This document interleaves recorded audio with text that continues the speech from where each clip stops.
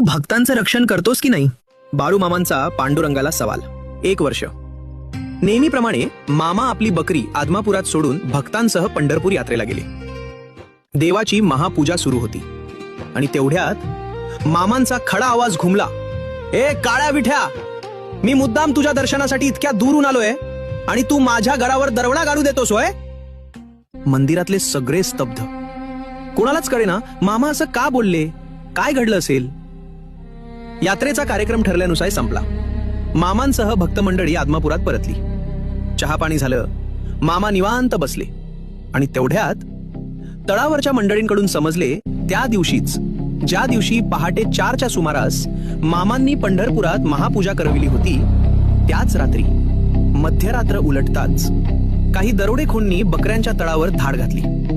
किमती माल, उत्तम बकऱ्या सगळं लुटण्याचा खूप प्रयत्न केला.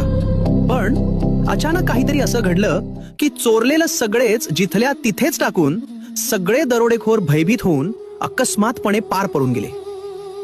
मग प्रश्न उरतोच, श्री विष्णू भगवान पांडुरंग आणि महेश्वर मामा यांच्यातील सलगी, स्नेह, जिव्हाळा, संवाद हे नातं आम्हा सामान्य मानवांना कधी कळेल का? बाळूमामा भक्त असाल तर सबस्क्राईब करा आणि कमेंट्समध्ये जय बाळूमामा लिहा.